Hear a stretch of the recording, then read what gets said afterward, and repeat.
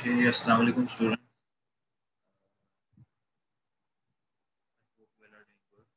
ये बता दें ज़रा, एम आई ऑडिबल? आवाज़ आ रही है आप लोगों को मेरी?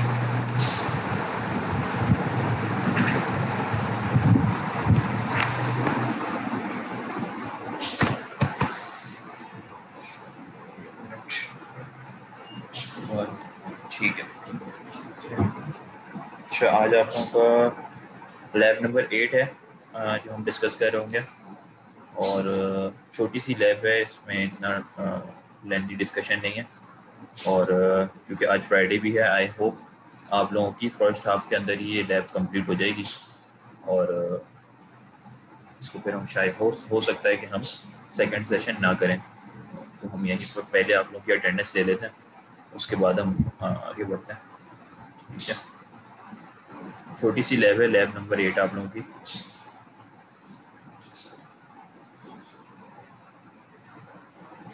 लैब 7 में जो आप लोगों को टास्क मिले हुए थे वो तो आई होप आप लोगों ने कर लिए होंगे। दो ही टास्क थे। क्या थे task? Write a program page user input without reverse string. ठीक है, रिवर्स स्ट्रिंग वाला था। हाँ, कुछ स्टूडेंट्स को इसमें मसला आ रहा था, और बाकी ये वाला तो इजी था। इसमें तो सिर्फ आपने 2-3 जो है वो इंस्ट्रक्शन परफॉर्म करने थे। अच्छा जी, सेट कर दिए थे। हाँ, कुछ स्टूडेंट्स को आ रहा था इशू, देख लेते हैं अभी, उसको भी हम डिस्कस कर लेते हैं। अच्छा अच्छा, नेक्स्ट वीक आप लोगों की लैब नहीं होगी नेक्स्ट वीक, क्योंकि आप लोगों का मिड टर्म एग्जाम्स हैं। तो नेक्स्ट पूरे वीक में जो 2 क्लासेस होती हैं वो दोनों आपकी नहीं हो रही होंगी। ठीक है, तो उससे नेक्स्ट वीक जब आपके मिड टर्म एंड हो जाएंगे, उसके बाद फिर हमारी क्लास होगी। तो यहाँ तक मतलब इस वीक तक मिड टर्म से पहले पहले आप बोलो। कवर हो जाएंगे। हाँ नाम जी, तो आने दो। अच्छा।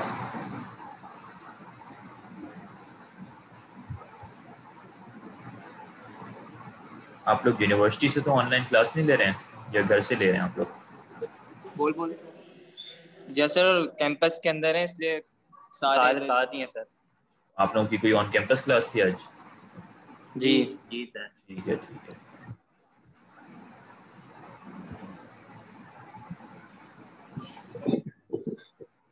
मेरा भी कनेक्ट खोलना हो गया।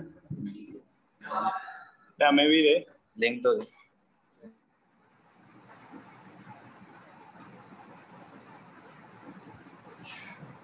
अच्छा, इसका मतलब आप लोग कितने स्टूडेंट हैं? 29 है ना, अभी तक 15 आए हैं। तो चलें, एक काम करते हैं, अब पहले हम पिछली लैब की एक एग्जांपल डिस्कस कर लेते हैं, वरना फिर ये अटेंडेंस में 15 स्टूडेंट्स आ रहे होंगे सिर्फ, और इसके बाद फिर हम अटेंडेंस ले लेते हैं। ठीक है, तो आप लोग लास्ट हम क्या कर रहे थे लैब में? लास्ट लैब में जब तक सारे ज्वाइन हो जाएं तो फिर हम अटेंडेंस ले लेते हैं। 29 में से 15 है, तो आई होप ऑन कैंपस की वजह से हो सकता है कोई इशू आ रहा हो। तो ये आपका क्या था भाई? टास्क था write a program that takes string from user and print out reverse string. अच्छा, तो यहाँ पर हमने डिस्कस भी कर ली थी ये बात कि अगर आपने स्ट्रिंग वैसे लेना है तो उसका तो चलें एक डिफरेंट तरीका है, लेकिन हमने चूंकि इस लैब में रीड करेक्टर राइट करेक्टर का ये टॉपिक डिस्कस किया था, रीड करेक्टर राइट करेक्टर किस तरह करते हैं, और साथ में हमने स्टैक मेमोरी जो है वो डिस्कस की थी। तो हमने क्या कहा था कि आप रीड करेक्टर करके स्टैक में पुश कराते जाएं और राइट करेक्टर करके स्टैक से पॉप कर लें। तो कुछ स्टूडेंट्स को इसके अंदर कन्फ्यूजन थी, तो हम इसको डिस्कस कर लेते हैं कि ये किस तरह परफॉर्म होगा। यहाँ से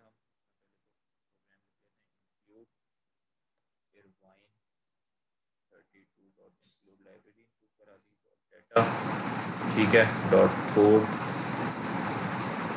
मेन प्रोसीजर और एग्जिट एंड प्रोसीजर और एंड मेन। ठीक है, अच्छा, अब हमने करना क्या था? यूज़र से इनपुट लेना था, तो हम यूज़र को एक मैसेज दे देते हैं। मैसेज के नाम से हम एक अपना वेरिएबल क्रिएट कर लेते हैं बाइट टाइप का, और इसमें हम कह देते हैं एंटर योर नेम। ठीक है, और यहाँ 0DH, 0AH, 0, और हमने यूज़र को दिखाना होगा। हम कह देते हैं आंसर बाइट टाइप का, यहाँ दे देते हैं reverse of your name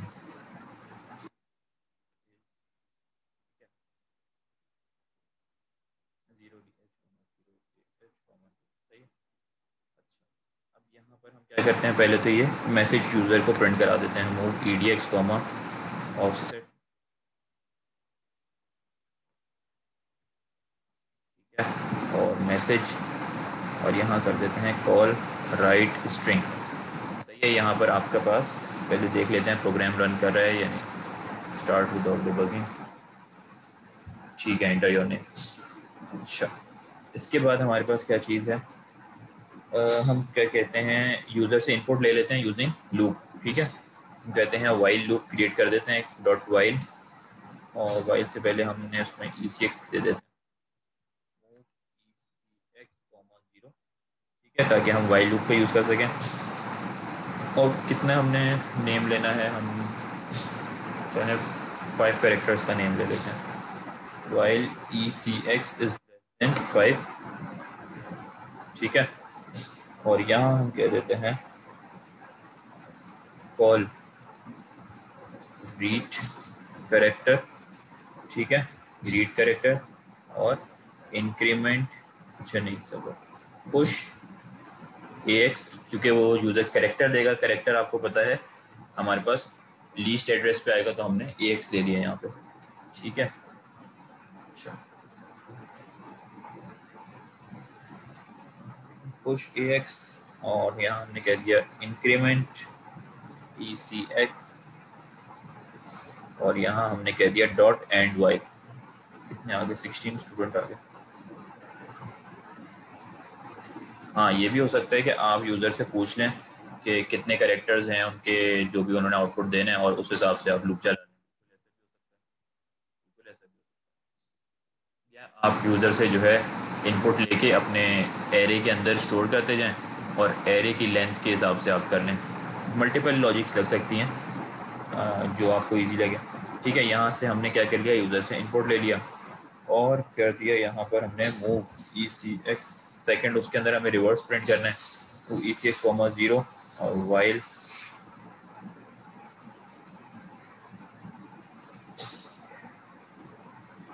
ECX 5, तो क्या करते भाई, यहाँ पर क्या करें, pop AX call right character, ठीक है, और यहाँ पर इंक्रीमेंट ECX,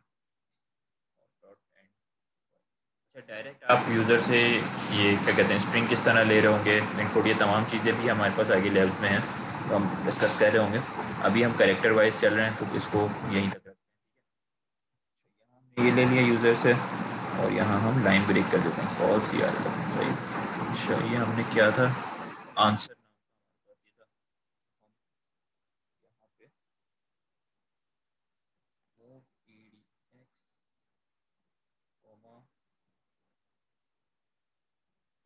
सेट आंसर कर देते हैं, ठीक है, और कॉल CRLF कर देते हैं। सही है, अब देखते हैं कि ये क्या करता है। अच्छा, यहाँ पर एक चीज़ हमारे पास रह रही है, वो ये है कि जब भी आप रीड कैरेक्टर करेंगे, तो रीड कैरेक्टर होने के बाद वो आपको ये डायरेक्ट पुश करा देगा यहाँ पर AX के अंदर, ठीक है, लेकिन ये आपको आउटपुट स्क्रीन पर दिखाएगा नहीं कि आपने क्या यूज़र से कैरेक्टर लिया है। आप टाइप करेंगे, लेकिन अगर आप यहाँ देखें, बताता हूँ, अभी एंटर योर नेम आया, मैंने S लिखा है लेकिन S शो नहीं हो रहा, या फिर मैंने HAMZA, ठीक है, तो ये शो नहीं हो रहा। ये कब होगा, जब मुझे इसके साथ साथ ही राइट कैरेक्टर भी करना पड़ेगा, राइट कैरेक्टर, ये इसकी रीड कैरेक्टर राइट कैरेक्टर की फंक्शनैलिटी है, सही है। अब हम इसको रन करके देख लेते हैं। मैंने यहाँ कहा HAMZA, ये आप देखेंगे कि ये नीचे लाइन में उल्टा हमजा लिखा हुआ गया। यहाँ पर क्या हो रहा है, कॉल राइट,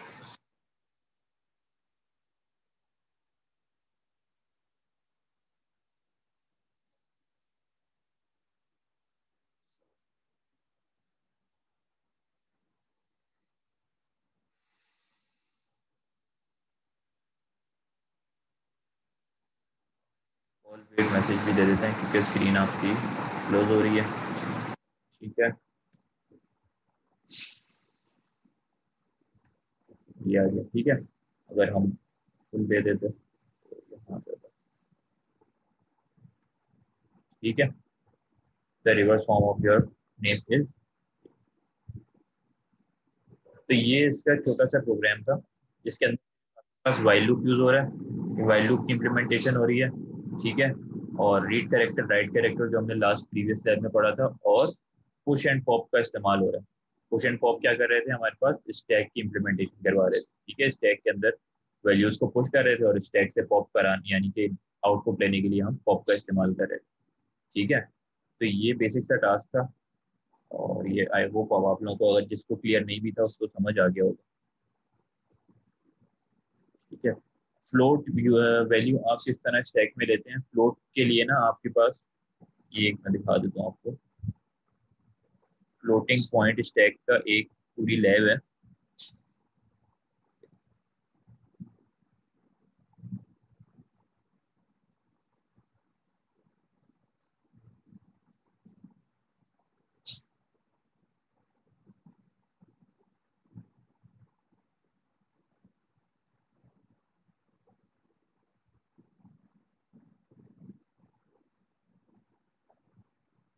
ये लैब 8 के बिल्कुल बाद हमारी ये है assembly floating point unit stack. इसमें तमाम फ्लोटिंग पॉइंट से रिलेटेड ही आपके पास इंस्ट्रक्शन परफॉर्म हो रहे होंगे। ठीक है, तो ये हम डिस्कस कर लेंगे। और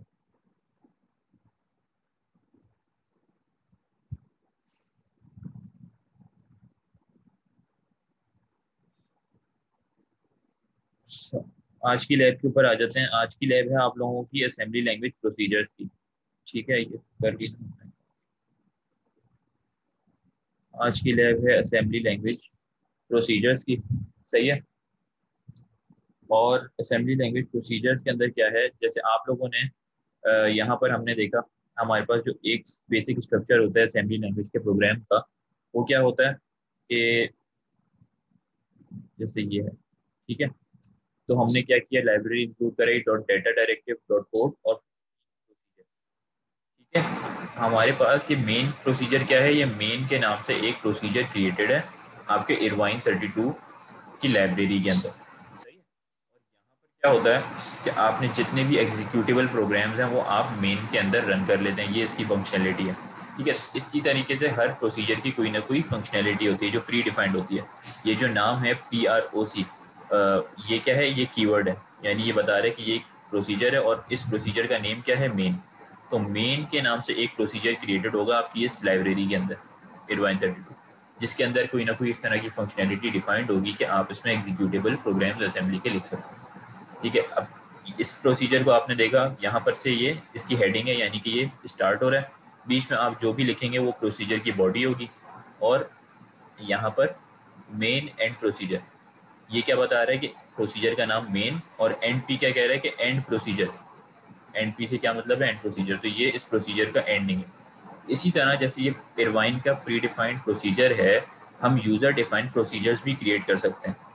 ठीक है, यहाँ पर हम उसी को डिस्कस करेंगे। जैसे अब आपके पास मल्टीपल प्रोग्राम्स हैं, कोई इस तरह का आपके पास 5-6 लाइन्स की ऐसी कोई कोडिंग है जिसमें स्टैक इम्प्लीमेंट हो रहा है, या कोई एडिशन परफॉर्म हो रही है, सब्ट्रैक्शन हो रही है, डिवीजन, मल्टीप्लिकेशन, कोई स्टैक से रिलेटेड या एरे से रिलेटेड कोई भी 10-20 लाइन्स ऑफ कोड है। ठीक है, अब आपका कोई लेंथी सा काफ़ी लेंथी सा प्रोग्राम है या कोई प्रोजेक्ट है, अब उसके अंदर 10 लाइन ऑफ कोड है। अब आप उसको बार बार तो आप नहीं लिखेंगे। ठीक है, हाँ बिल्कुल, जैसे सी शार्प में आप फंक्शन बनाते हैं, असेंबली में आप प्रोसीजर बनाने होंगे। तो आप यहाँ पर प्रोसीजर कैसे क्रिएट करेंगे। प्रोसीजर क्या करेगा, बेसिकली आपके उस 5 या 10 लाइन ऑफ कोड के अंदर जितनी भी एग्जीक्यूशन है उस एग्जीक्यूशन को सेव कर लेगा, और आप उस प्रोसीजर के नेम से उसको कॉल करेंगे जहाँ पर भी, तो वो लाइन्स ऑफ कोड डिफरेंट आपके डेटा वेरिएबल्स के साथ परफॉर्म हो जाएगा। किस तरह होगा अभी हम इसको देखते हैं। अच्छा, यहाँ पर देखें, अगर प्रोसीजर का है वो बेसिक कॉन्सेप्ट आप लोगों को क्लियर होगा, फंक्शन की तरह ही काम करता है कि एक उसकी कोई ना कोई हाँ फंक्शनैलिटी होती है, वो रीयूजेबल कोड को रीयूजेबिलिटी उसकी बढ़ा देता है। यानी अगर हमने ये कोड लिखा हुआ था यहाँ पर अगर यही कोड मुझे यहाँ पर मैं इसका एक प्रोसीजर बना दूंगा तो वो तमाम कोड एक प्रोसीजर के नेम के अंडर आ जाएगा, ठीक है। और मैं उसको किसी भी और जगह पे कॉल करवा सकता हूँ सिर्फ उसके नेम से, मुझे ये दबाना पूरा कोड लिखने की नीड नहीं है, ठीक है। यानी ये तमाम कोड मुझे दोबारा लिखने की नीड नहीं होगी, मैं सिर्फ उस प्रोसीजर का नेम, जैसे अगर मैं यहाँ पर कह देता हूँ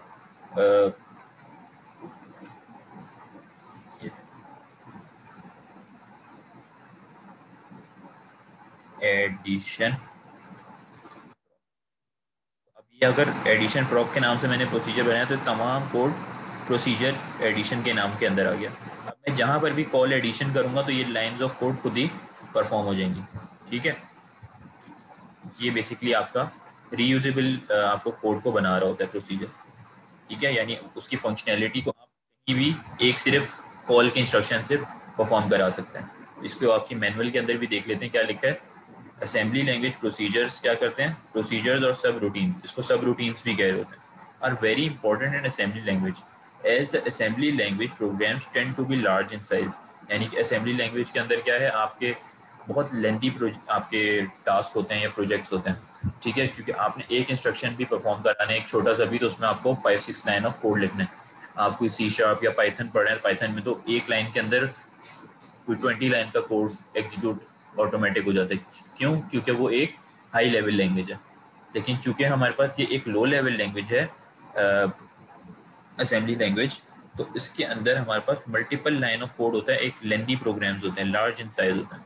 तो उसके अंदर आप कोड्स को दोबारा दोबारा रीयूजेबल किस तरह बनाते हैं कि आपको बार बार ना लिखना पड़े एक ही तरह का कोड। आप चाहें तो डिफरेंट वेरिएबल्स की डिफरेंट रजिस्टर की वैल्यूज़ के साथ, डिफरेंट आपके जो वैल्यूज़ होती हैं उसके साथ एक ही प्रोसीजर को आप रन करा सकते हैं डिफरेंट आउटपुट्स जनरेट करने के लिए, ठीक है।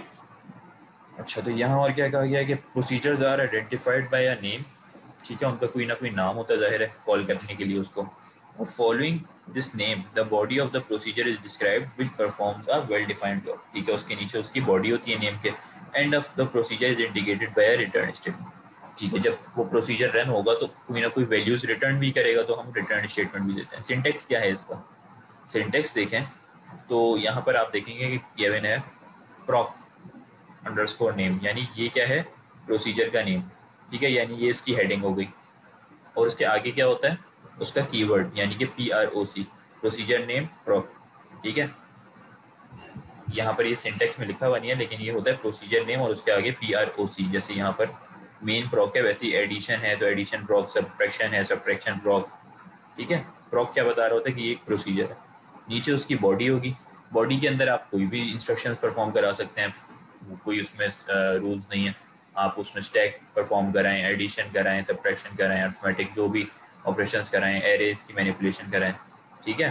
फ्लोटिंग पॉइंट स्टैक्स परफॉर्म करें, वो अब आपके ऊपर है। आप उसके अंदर कोई भी बॉडी, एक लाइन भी लिख सकते हैं, 2 लाइन भी, मल्टीपल लाइंस ऑफ कोड आप लिख दें उसकी बॉडी में, ठीक है। उसके बाद आपने रिटर्न स्टेटमेंट देनी होती है, यानी रिटर्न क्या करेगा, जितने भी,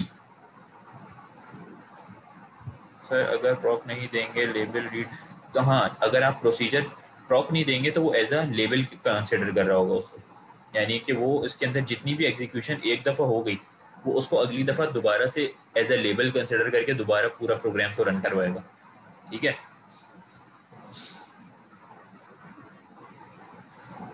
लेकिन आपको उसके आगे प्रोसीजर डिफाइन करने के लिए, ताकि वो जितनी भी उसमें एग्जीक्यूशन हुई है उस एग्जीक्यूशन की वैल्यूज़ को सेव कर ले, यानी एक प्रोसीजर क्रिएट हो जाए स्टोर्ड, ठीक है। तो उसके लिए आपको आगे उसकी कीवर्ड देना पड़ता है बताने के लिए कि एक प्रोसीजर है मेन प्रॉक। उसके नीचे बॉडी आपने दे दी प्रोसीजर की। रिटर्न स्टेटमेंट क्या करती है, अगर बीच में EAX, EBX, ECX जो भी रजिस्टर यूज हुए हैं और एट द एंड जो भी उस प्रोसीजर का आउटपुट आ रहा है, ठीक है, उसमें कोई भी कैलकुलेशन होने के बाद, तो जो आउटपुट है उसको रिटर्न करता है।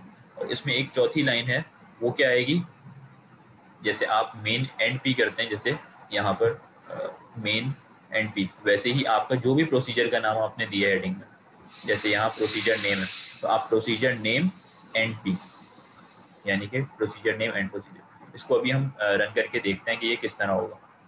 और यहाँ पर एक और चीज़ लिखी है कि आपने अगर प्रोसीजर को कॉल करना हो, एक दफ़ा प्रोसीजर तो बन गया, अब कॉल करना हो तो क्या करेंगे, the procedure is called from another function, यानी किसी और फंक्शन में जाकर भी आप प्रोसीजर को कॉल कर सकते हैं, किसी और प्रोसीजर में भी जाके अपने प्रोसीजर को कॉल कर सकते हैं by using the call instruction, यानी कि कॉल और उसके आगे उसका name. The call instruction should have the name of the called procedure as an argument. Argument में क्या आएगा उसके आगे, जैसे हम कॉल अपना क्या करते हैं, मल्टीपल प्रोग्राम्स को कॉल कराते हैं ना, call right string read integer, वैसे आप कॉल क्या करेंगे, जो भी आपके प्रोसीजर का नाम है। ठीक है, अब इसकी एक एग्जांपल हमें पहले करके देख लेते हैं। सपोज हम एक एडिशन के लिए प्रोसीजर क्रिएट करते हैं ताकि आप लोगों को सिंटेक्स भी समझ आ जाए, और अगर आप लोगों के लिए पॉसिबल है तो आप लोग भी साथ साथ इसको परफॉर्म कर लें। ठीक है,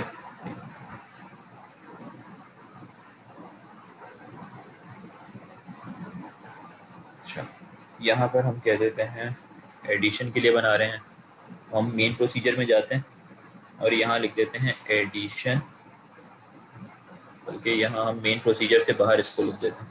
ठीक है, डॉट कोड सेगमेंट में है और यहाँ हमने कहा एडिशन। ठीक है, अब ये प्रोसीजर जो क्रिएट हो रहा है इसका नेम क्या है, एडिशन। कॉल जब करेंगे तो हम क्या कहेंगे, कॉल एडिशन। ठीक है, इसके नीचे क्या आएगा, ये हेडिंग आ गई इसकी। अब इसकी बॉडी में हमने कहा ऐड EAX, EBX। इसमें आपने वैल्यूज़ नहीं देनी, वैल्यूज़ देने की ज़रूरत नहीं, आप सिर्फ अपनी फंक्शनैलिटी डिफाइन कर दें, यानी कि कोई भी इक्वेशन क्रिएट कर दें एडिशन की, सब्ट्रैक्शन की, या जैसे आपने यहाँ पर ये टास्क किया था ये वाला। अगर आपको कोई कहे कि इसके लिए प्रोसीजर क्रिएट करें तो आप क्या करेंगे, ये तमाम इक्वेशन जो है जिसमें एडिशन भी हो रही है, सब्ट्रैक्शन भी, निगेट भी हो रहा है, ये तमाम आप इसकी बॉडी के अंदर लिख देंगे। ठीक है, तो यहाँ हमने कहा ऐड EAX, EBX, यानी कभी भी EAX और EBX की कोई भी वैल्यूज़ आएँ तो आपने उनको प्रोसीजर की फंक्शनैलिटी क्या है कि उनको ऐड करा देना। ठीक है, और यहाँ पर थर्ड चीज़ क्या थी, रिटर्न स्टेटमेंट। रिटर्न, ये रिटर्न क्या करेगा, इस EAX में जो भी वैल्यू आके सेव होगी। सही है, अभी तो ये छोटा सा मैं एक 2 लाइन का कोड लिख रहा हूँ, लेकिन आप इसके अंदर मल्टीपल हंड्रेड ऑफ लाइन के भी कोड लिख सकते हैं।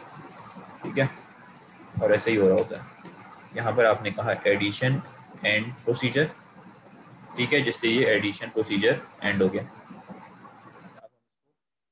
आप पैरामीटर्स दे सकते हैं, ये पैरामीटर्स ही हैं आपके पास, ये जो भी आपके पास रजिस्टर्स हैं ना, ये एज अ पैरामीटर ही इसके अंदर हैं। अब आप इसके अंदर कोई वैल्यूज़ वैसे भी स्टोर करा सकते हैं। आप चाहे कोई वेरिएबल क्रिएट कर दें, तो हर दफ़ा वेरिएबल भी क्रिएट हो जाएगा उसमें, कोई आप वैल्यू डिक्लेयर कर दें तो वो हर दफ़ा सेम वैल्यू डिक्लेयर कर देगा। लेकिन चूँकि हम चाह रहे हैं कि यूज़र से कोई भी EAX या EBX में वैल्यू आए वो ऐड हो जाए, कोई भी आ जाए, कोई हार्ड कोडेड वैल्यूज़ नहीं है, तो उसके ऊपर ये एडिशन परफॉर्म करे। अब ये हमारा ये 4 लाइन्स ऑफ कोड जो है ना, ये क्या है, ये एक प्रोसीजर है, नेम इसका क्या है, एडिशन। अब जब भी हमें इस एडिशन को कॉल करना होगा, बुलाना होगा, तो हम क्या कहेंगे, कॉल एडिशन। चूँकि इसमें EAX और EBX है तो हम 2 वैल्यूज़ ले लेते हैं, कहते हैं मूव EAX, 4 और मूव EBX, 5। ठीक है, अच्छा अब इसको हमने कॉल करवाना है तो हम क्या कहेंगे, कॉल एडिशन। बस सिर्फ हम इतना कहेंगे, कॉल एडिशन, तो ये पूरे प्रोग्राम में देखेगा एडिशन कहाँ है, ये है यहाँ है। एडिशन के अंदर जाएगा, EX, इसमें क्या हो रहा है, ऐड EX कहेगा, EX क्या है भाई मेन प्रोसीजर में 4, यहाँ पर 4 ले आएगा। EBX क्या है, ये रिटर्न करेगा, और ये कॉल एडिशन के थ्रू आपके पास इसका आउटपुट आ जाएगा। ठीक है, अब आप क्या करते हैं, आउटपुट जो आएगा वो बेसिकली किसके अंदर आएगा, रिटर्न क्या करता है, EAX रजिस्टर के अंदर ही आपका आउटपुट आएगा, तो उसको EAX रजिस्टर को रिटर्न कर देगा। तो हम क्या कहेंगे भाई, यहाँ पर कॉल राइट डेसिमल, यानी EAX के अंदर जो भी वैल्यू आई है उसको आप राइट डेसिमल कर दें। लाइन भी ब्रेक कर देते हैं, कॉल CRLF। तो अब देखते हैं ये एडिशन परफॉर्म होता भी है कि नहीं। ये 9 आ गया हमारे पास, 4 + 5 9। इसी तरह आप ये एडिशन की बजाय यहाँ पर सब्ट्रैक्शन बना दें।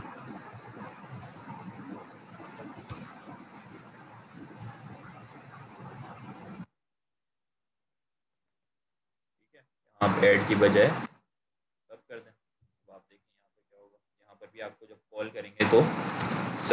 सब्ट्रैक्शन करना पड़ेगा।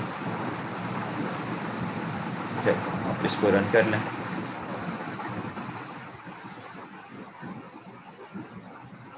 अच्छा यहाँ पर ये क्या रिटर्न कर रहा है?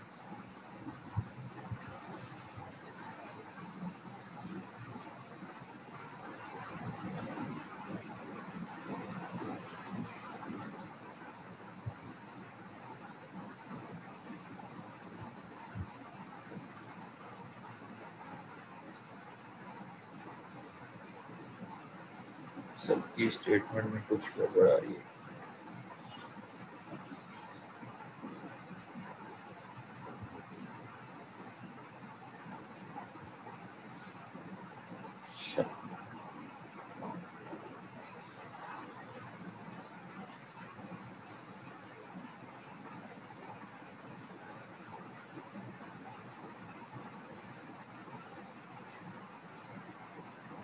राइट इंटीजर्स क्या करता है?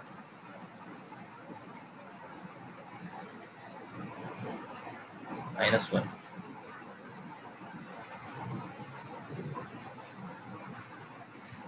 ठीक है सही है।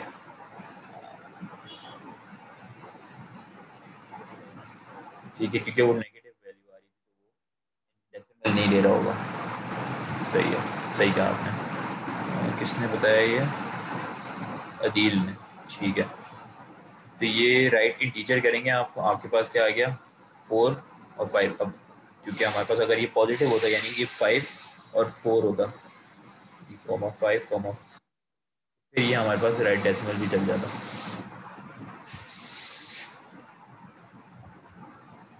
ठीक है तो ये आपके पास क्या हो गया?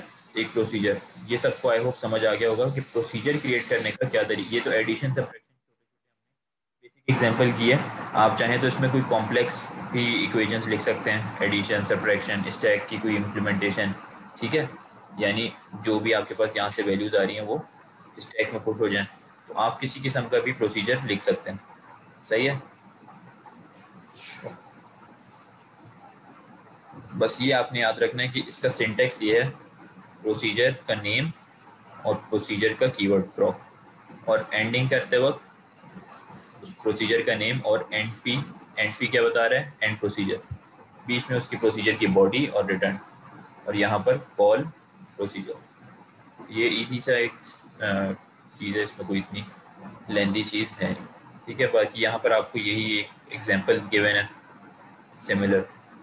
ठीक है ये आपके पास यही एडिशन वाली एग्जांपल यहाँ पर परफॉर्म हुई है, एड EX, EBX, और ये वैल्यूज़ को ऐड करके कॉल एडिशन किया हुआ।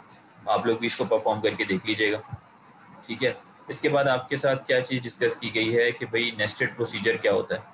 चाहे आपकी मीटिंग एंड हो तो इसको रिज्वाइन कर लें।